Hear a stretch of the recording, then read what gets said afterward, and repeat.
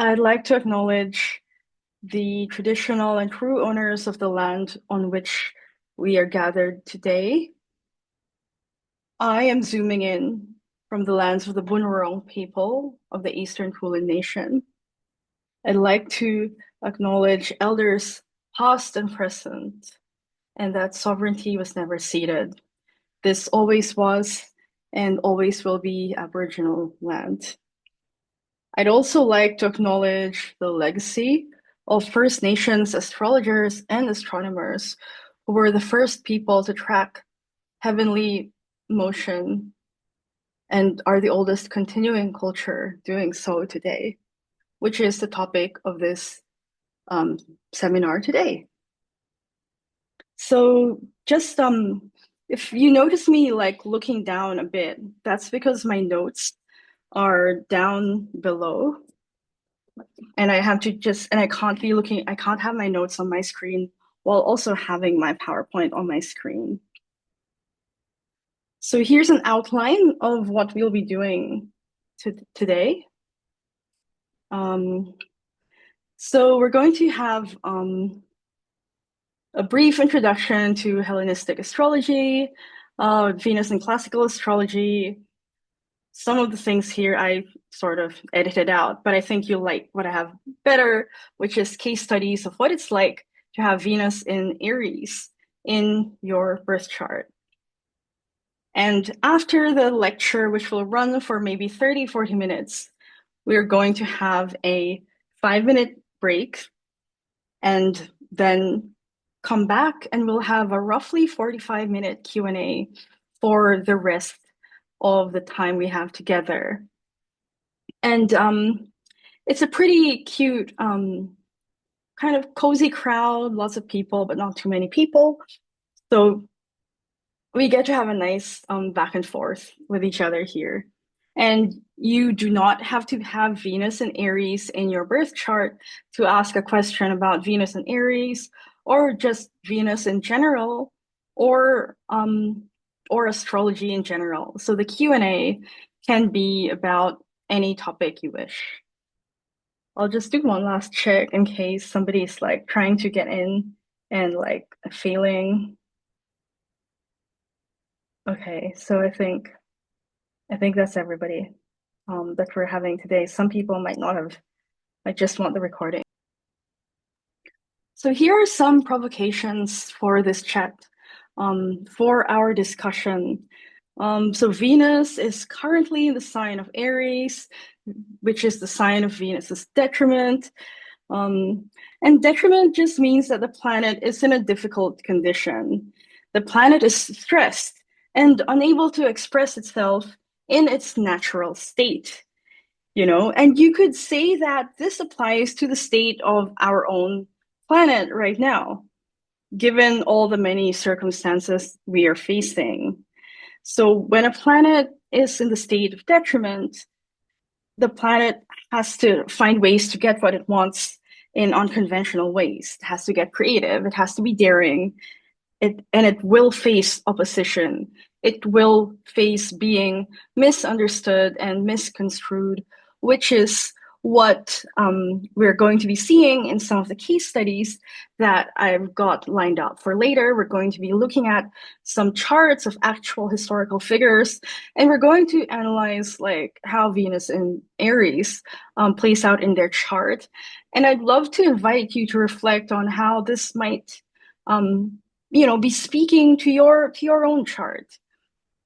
If you have Venus in Aries, or if you have planets that are being hit by Venus and Aries. So if you have, like your sun or your moon in a fire sign, then Venus and Aries is trining your sun or your moon or your fire sign planets.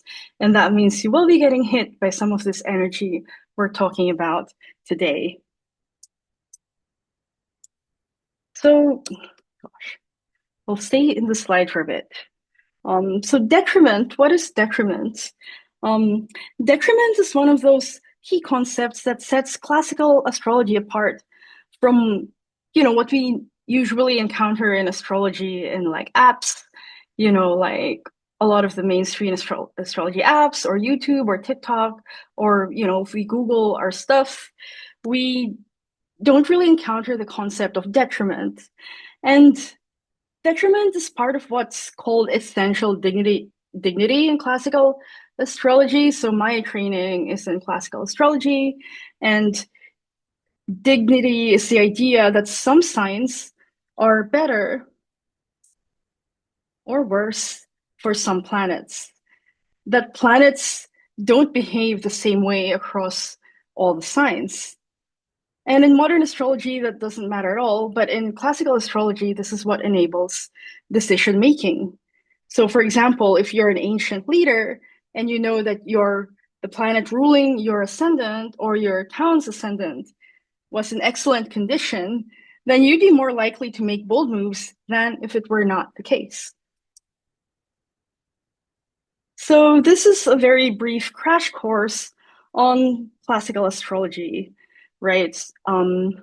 So many people will just know, oh, I have like Venus and Leo and like the 8th house or something like that.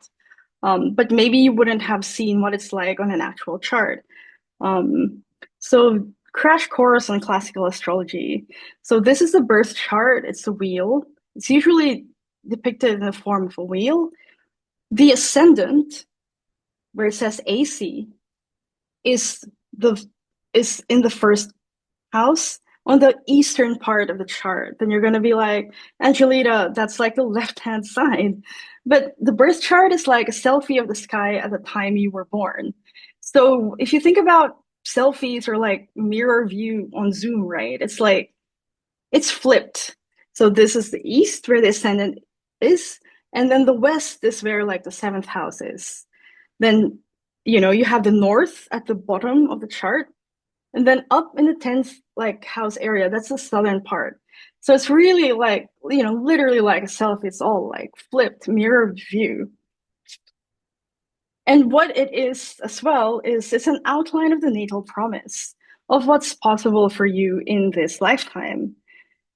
And so and the ascendant ruler. So earlier in the earlier slide, I talked about classical astrology as being ascendant pilled, and that's really one way of emphasizing how important the ascendant is.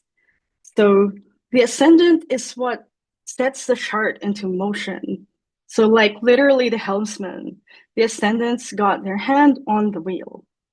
And the ascendant decides what the order of the houses are. And this is very important because, for example, if you have like, say, Pisces on your 7th house, that's a very different 7th house experience. 7th house is close partnerships, one-on-one relationships, and best friends and whatnot. That's a Pisces 7th house is a different experience compared to, say, an Aries 7th house or like a Leo 7th house, for example. So going on. So when I talk about like houses, some of you might know what a house is. Some of you might be like, what is that? So the house is these folks with where the numbers are, right? So when we say the first house, that is a house of the ascendant. So if you have Cancer rising, your first house is Cancer, second house is Leo, third house Virgo, etc., etc., etc., following zodiacal order. In Hellenistic astrology, we use the whole sign house system. So that means that the whole 0 to 29 degrees of the sign of the house is that whole sign, literally the whole sign. So even if the ascendant is at 23 degrees Cancer, in Hellenistic astrology, the whole first house is considered the sign of Cancer. And in traditional astrology, the planets are the primary actors. So by planets, we mean the sun, moon, Mercury, and so forth. And the planets are what make things happen or prevent things from happening. So the houses will tell us where the stuff happens. So like 11th house, that's like, friendships, communities, big groups, your industry, your professional cohort, etc. That stuff. And when we talk about planets as deciding, how effective things are in like in bringing action forth in your chart, we're really talking about how planets rule the houses based on the sign of the house. So for example, here we have in this example chart, we have Cancer rising. Cancer is ruled by the moon. So your moon placement will give you a sense of what house of your life, what part of your life steers like the direction of, of your life, of your day-to-day activities. So for example, if you're like, say, Cancer rising, and then you have your moon in Taurus in the 11th house, then what that means is that your life will be steered in the direction of like big friendships, big social groups, being a pillar of your community. And further, the moon in Taurus is exalted. So this means that you're probably going to be someone who enjoys like, popularity and esteem in your community. You will be someone that is looked up to and someone who's probably a very good organizer. Like maybe, you throw a lot of parties and people love to come, because Taurus is quite a Venusian sign. So that's one example of looking at how classical astrology works. And if you have questions about this, I could answer it in the Q&A. So let's talk about Venus and classical astrology now. So Venus is the lesser benefic in classical astrology. That's just to say that it's considered lesser because Jupiter is a greater benefic. So it still means that so it's not saying Venus is less awesome. It's just saying Venus is technically a smaller planet, right? So Venus is a cool and moist planet, and it rules Taurus and Libra and exalts Pisces. So Venus is all about how you do connection and culture, love, romance, friendships, and social life, art and the creative practice, beauty standards, body image, and self-expression. In short, how you affirm your gender, how you express your gender. Gender, after all, is in many ways a masquerade. Gender is performative, following Judith Butler. This is something that's well known to people who love editing the body on Facetune, and also looks masters like clavicular. There's something about gender that has very much to do with the recognition of other people, intersubjective recognition. And what else? Pleasure and leisure. What do you do with your life outside work and obligations? This is very Venus as well. And many people don't expect this, but Venus is also about justice, your sense of justice. So remember that Venus rules Libra.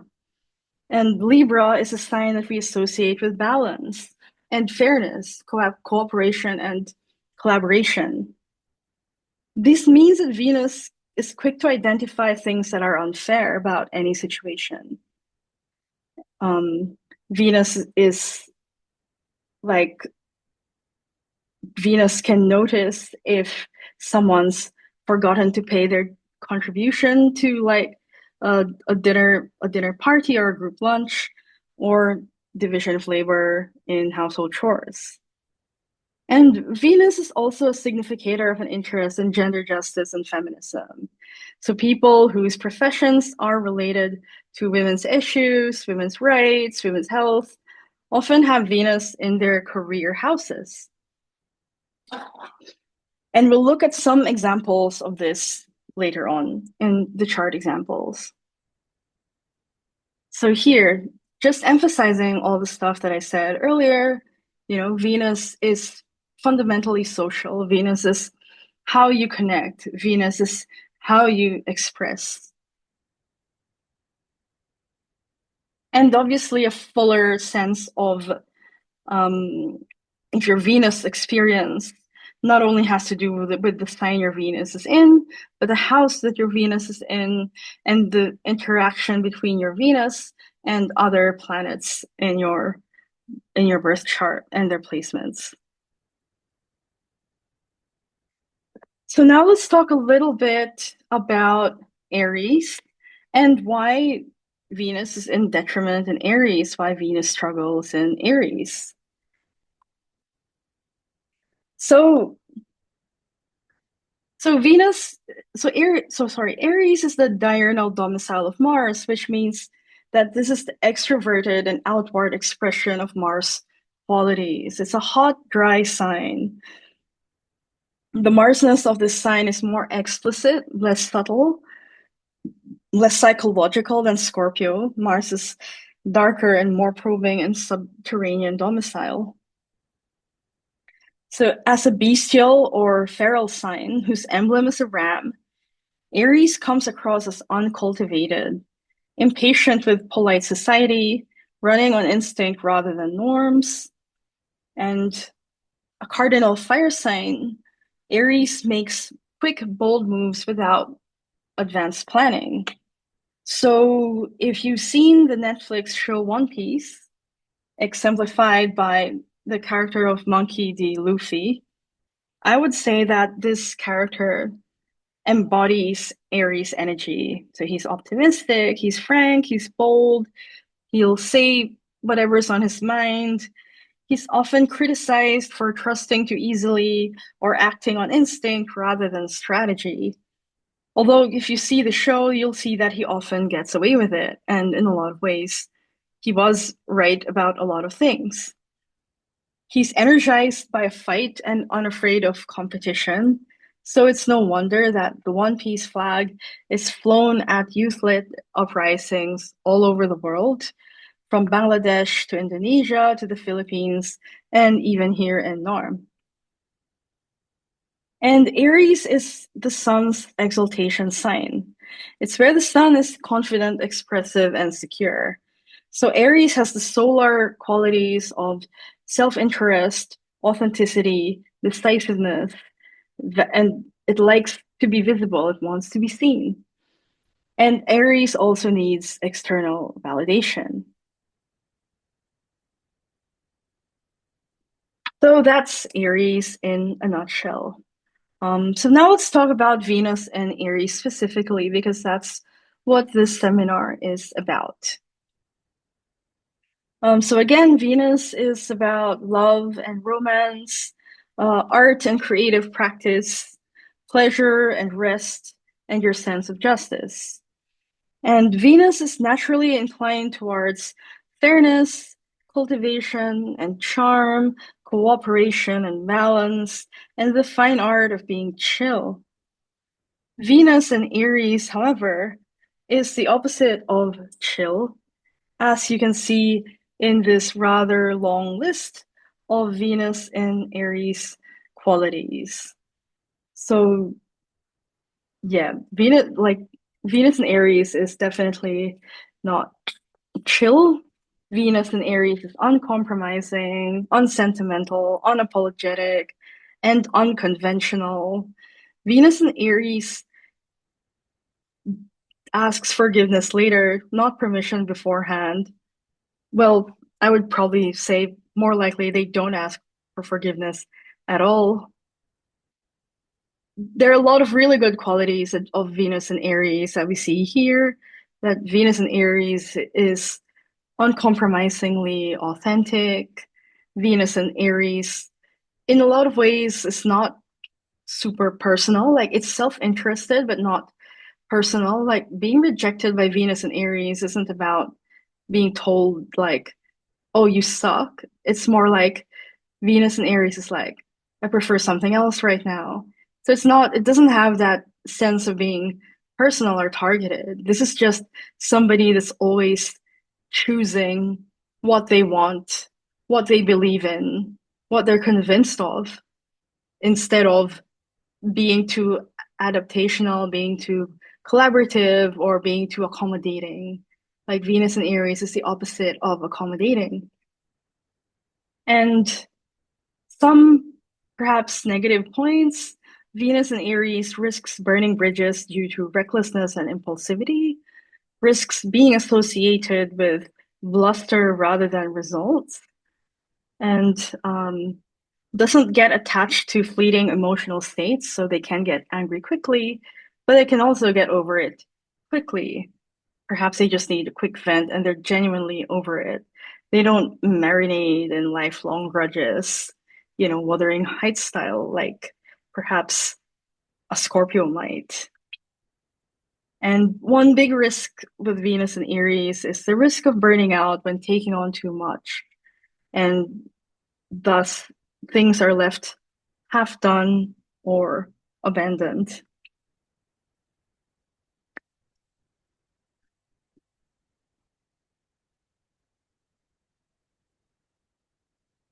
And again, all that stuff I described has to do with what it's like when Venus is in the sign of Mars, when Venus is opposite its preferred sign, which is Libra. And so Venus in Aries is Venus in exile, and Venus in Aries is behaving the way an exile, the way an outsider would. So now let's look at some chart examples. So here's a chart of Sigmund Freud, and this is what the birth chart looks like in action. So you'll see that he has Scorpio rising and the moon in Gemini in the 8th house. There's a red little mark here that shows you where Venus in Aries is in his chart. So Venus in Aries is in the 6th house of work, health, and daily routines. And so Sigmund Freud, as you would know, is well known for pioneering the field of psychoanalysis and conceptualizing the unconscious and the role of sexuality in personality development. So, very naturally, a Scorpio rising, the most Scorpio rising person I have perhaps ever met, sort of, like chart-wise. But yeah, what else can we say about Freud's chart?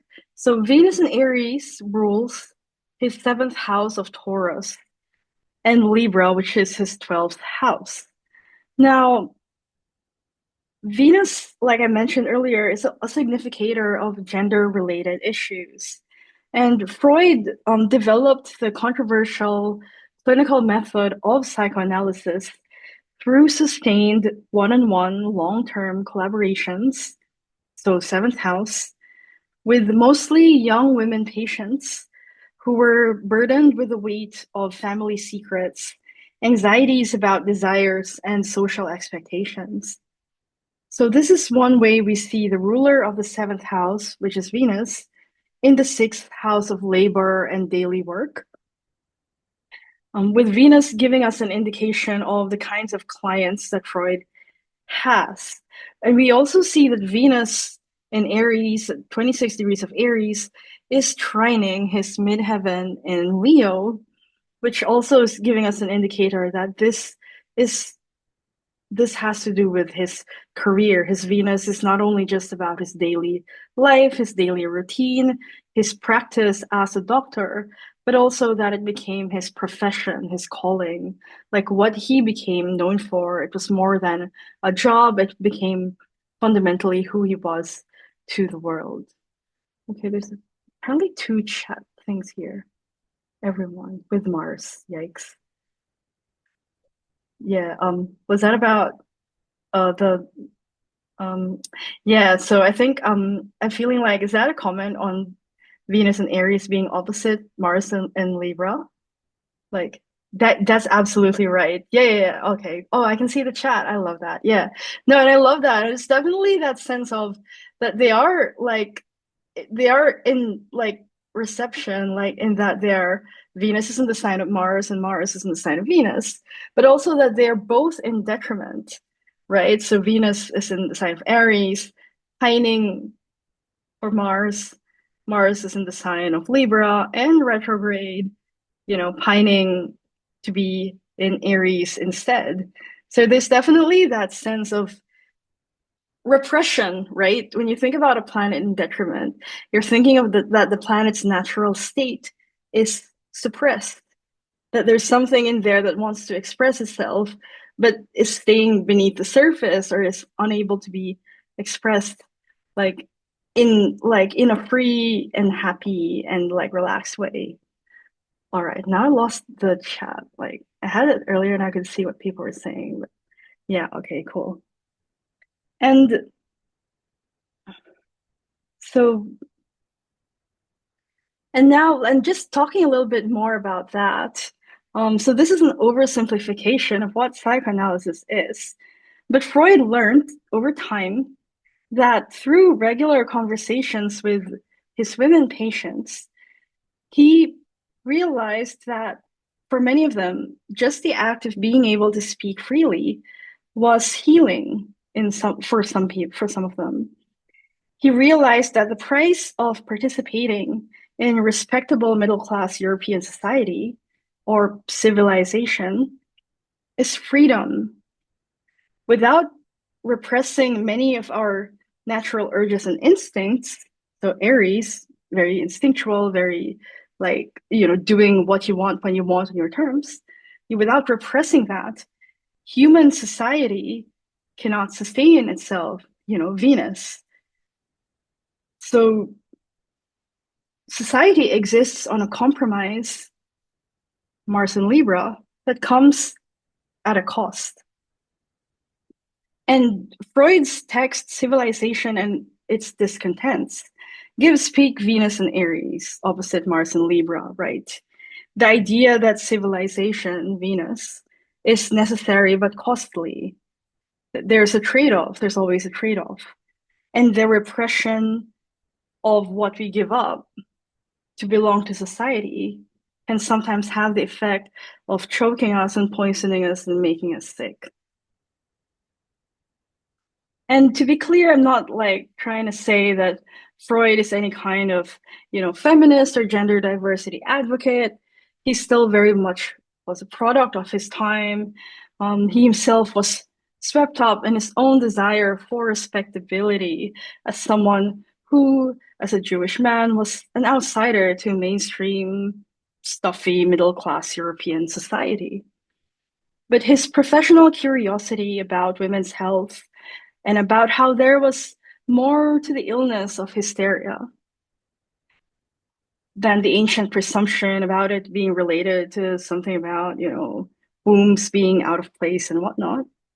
You know, this is very much a Venusian vocation. It was like, hey, let's look into what women are saying about their experiences. Let's listen to women, you know. And the use of the psychoanalytic relationship to facilitate safe and free conversation is also very much a demonstration of what it's like when the ruler of the seventh house is in the sixth. And yeah, like a chat. I believe yes, that's right. Yeah, he came out. So there was like, I'll try not to talk too much about Freud right now because I'm running out of time. But yeah, Kieran, there definitely was this controversy with him where initially he believed women when they talked about being abused and being the victims of incest, and then later on he brought up the idea of that they were fantasies, that in a lot of these cases the incest that was being discussed had a fantastical nature, and that obviously is sus because incest was something that definitely did occur.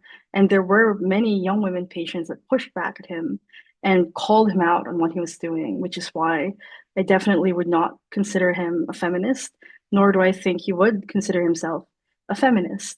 But yeah, there are today a lot of many amazing women clinicians and queer clinicians and trans clinicians who modify and adapt and evolve Freud's thinking. So they're like, yes, the idea of the unconscious matters. Yes, listening to patients matters, but also not like gaslighting them. And there's a whole like array of literature about this, and I can send all that through as well when I send the recordings and stuff. Yeah, later on. All right, so the next example, oh gosh, oh my God, please don't tell me. Okay, I I had like a slide switcheroo, so we will be talking about Marilyn Monroe, but we'll talk about Mohammed El-Kurd next. Uh, yeah, yeah, thanks, Kieran. Totally, I agree with you. And yeah, so this is the next example of Venus and Aries, and so I think we're running a little bit behind the time that I wanted just because of the letting people in time that I had. So we'll be adaptable. I still want to give people a chance for, discussion. So I'll just get through the case studies, and then I think anything else that happens afterwards can be resolved in conversation. Given our numbers are like just the right size of not too small, not too big, a group. Yeah. So okay. So Mohammed El-Kurd. Mohammed El-Kurd is a amazing Gen Z, Jerusalem-born Palestinian poet and advocate. And I, like many people, I first learned about him when he went viral on social media in May 2021 during the Sheikh Jarrah evictions, which was one way that the Palestinian cause became quite well known amongst younger millennials and Gen Z online. And the social media posts of Mohammed El-Kurd were what initially helped me frame my understandings about Palestine. So I learned a bit more about Palestine when I had Palestinian teachers and classmates in 2020. But it was really in May 2021 that Palestine became a part of many of the conversations that were happening, like at uni and amongst people I knew. And Mohammed El-Kurd's posts were part of what really steered consciousness of Palestine into like more mainstream discussions, at least online. And so I don't have his chart here because we don't have a birth time. He's also still a living person, and I always feel hesitant about doing like full birth chart analyses of people who are alive, especially when they're not in the room with me. So for this particular example, unlike the case of Freud, I want to look at his work and his artistic style rather than like life details, especially because his work is very Venus and Aries, something we're going to see in a bit. Okay, maybe I think we'll do that later. So remember that Venus is also about how we do culture. To be cultured is to be civilized.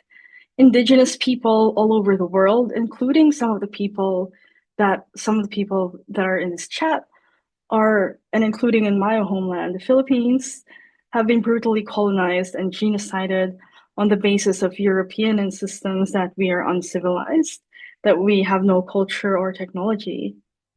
And under Venus and Aries, we're seeing how the idea of being cultured is turned on its head, about how the master's tools are mocked and exposed for their hollowness and hypocrisy. The literary style and content of the work of Mohammed El-Kurd showcases an irreverent flair that exemplifies how Venus and Aries takes rage and grief and mourning and directs it into art that cannot be culture washed for clicks and commercial gain. And here are some examples of pages from his nonfiction book, Perfect Victims, which came out last year. And so remember that Venus and Aries is fundamentally social and also about the pursuit of justice. And the thing about justice is it's a social concept, right? Like to be real, for it to be really justice, there has to be external and community and social manifestations. It can begin in the mind, it must begin in the mind and the heart, but it can't remain there. It's not a solo sport. And so for Mohammed El-Kurd, his writing practice and his sense of justice, his literary style, and his advocacy are inseparable. And you'll see that there's no emotional appeals in his writing. There's a kind of deadpan, flat affect in some of these like passages that I've shared and have highlighted. He outlines the atrocities against his people in the briefest and most straightforward of sentences. Subject, verb, object. These are really, really short sentences. There's no screaming or sobbing or begging of pity, and it's not about judging that when that happens, but it's just more of what I'm trying to demonstrate about Venus and Aries as a way of looking at the person's creative practice and, in this case, literary style. So I was listening earlier to this amazing interview um, with Nick Estes of the Red Nation podcast, a First Nations-led podcast on Turtle Island. And Mohammed El-Kurd and Nick Estes were talking about this particular literary style as militant clarity, which is like the most Venus and Aries phrasing ever, right?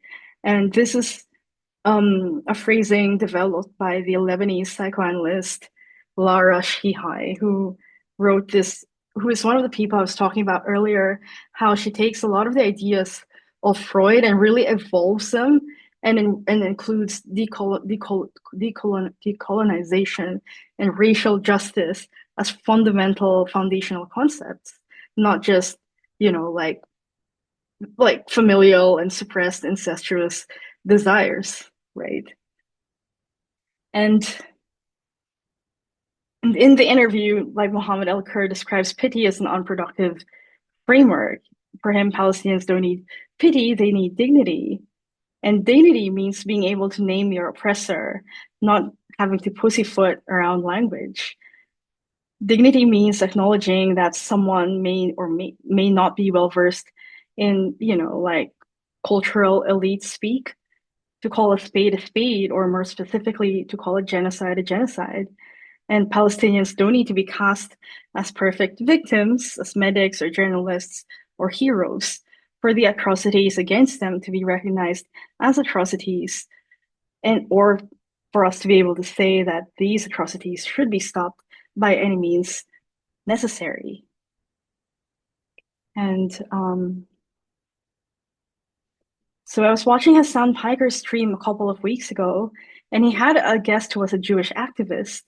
And the activist said that the thing that's usually described as Jewish humor, so like dark humor, irreverence, gallows humor, was something that he observed in the comedic sense of Palestinians that he met daily in the West Bank. And he then said something like, what if the thing we call Jewish humor is actually Palestinian humor? That's really interesting. Yeah. So now let's let's go back and talk about Marilyn Monroe, and then we're going to have a final example, but let's do Marilyn Monroe next. So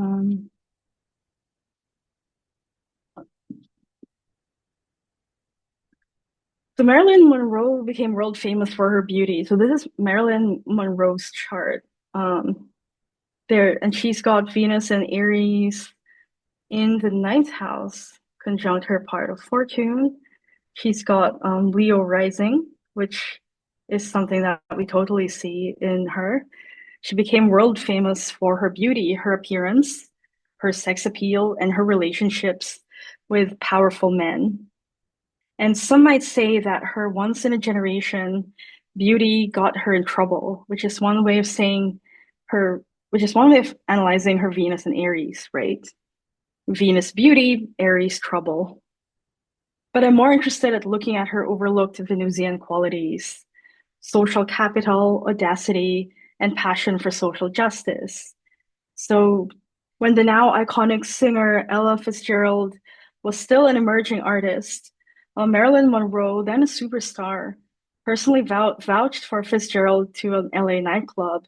And according to renowned feminist Gloria Steinem, Marilyn Monroe promised to visit the club every night if the club owner hired Fitzgerald to perform. And the media was all over it, and Fitzgerald, by virtue of her own like genuine skill and talent, and also with the benefic stroke of good luck from Marilyn Monroe's support, became an icon that we know her to be. So Marilyn Monroe is a girl's girl, right? Like we're seeing, and we see that here. So she basically was the opposite of Sydney Sweeney, right? Like I don't know how familiar anyone here is with Sydney Sweeney discourse, and I apologize if I'm like the only one that like cares.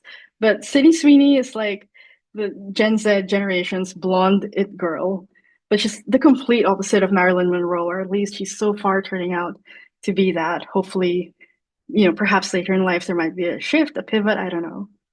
So Sydney Sweeney um, has disavowed thus far, from what I know, any political attachment, reducing her views to simply being an artist who is against hate in a dismissively generic way, despite having been cast in films and television shows that involve trans artists and creatives of color at a time when America is becoming extremely polarized on a whole range of issues, and it's very unsafe to be queer and trans and gender diverse, an immigrant and a person of color in America right now. Sydney Sweeney just, and considering that these were the people who initially supported her, now she's just gone off and been like, I'm an artist.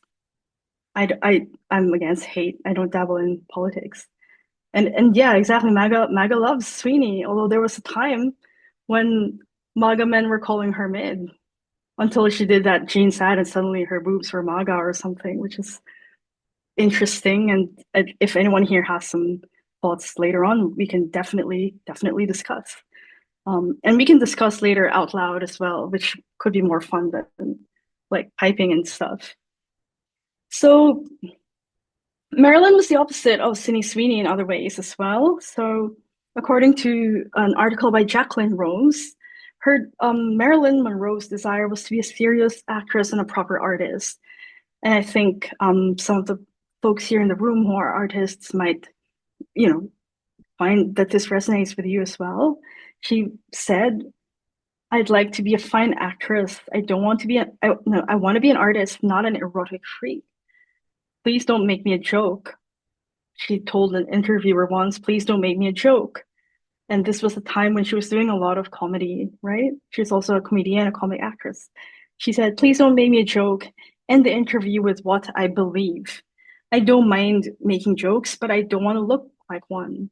I want to be an artist and actress with integrity." And it's not surprising that many leading African American artists, like the writer James Baldwin, were enchanted by her. And yes, they saw someone who was white and blonde and beautiful, but who understood what it meant to be broken. They saw someone who was constantly reduced to what was just on the surface, instead of being seen as a full human being. And the tragedy of Marilyn Monroe, aside from dying young, aside from having her heart broken many times, was the tragedy of not being taken seriously by collaborators in an industry that she took seriously, that she earnestly engaged with. And this too is what it's like to have Venus in detriment, to navigate your relationship with respectability, which is also something that Marilyn shares with the examples of the previous cases that I described. And in Marilyn's chart, her 10th house is Taurus, which means that her 10th house of career is ruled by Venus and Aries in the 9th house. So on the one hand, the ruler of the career house is Venus, which suggests that beauty and art and creativity will definitely be the theme of her career life. But it's a Venus in detriment. So like I was saying earlier, so on the one hand, the ruler of the career house is Venus, which suggests that beauty and art and creativity will definitely be the theme of her career life. But it's a Venus in detriment. So like I was saying earlier, it's a Venus that is very misunderstood. It's a Venus that has to make itself seen on its own terms and gets constantly pushed back and gets rejected. It's like, yeah, we see you, but we only see you for your beauty. We don't see you for the full person that you are. Um, and the final example that I have is, so many here will know the name of Professor Gary Foley. This, I believe, was a photo from his university activism days. I think it's really interesting to see, especially for like significant Aboriginal activists, to see what they were like when they were young and see how the lives turned out. So, born in 1950, Professor Foley can still regularly be seen speaking at protests for decolonial and racial justice. So, and it's quite interesting because he, born in 1950, that's like, that I can't even imagine that. Um, he he seems to have lived multiple lives as an artist, an academic, an activist, and an anarchist. I've personally photographed Gary Foley at so many Free Palestine protests since 2023, and his energy is like nothing else. And you know how some people, when they get older, they just, become more conservative or complacent or mellow. But it looks like when I was reading a bit more about Professor Gary Foley for my other job and learning more about his life, I was seeing how from the very beginning he had no chill, and he still has no chill. And I mean that in like the most respectful and admiring way possible.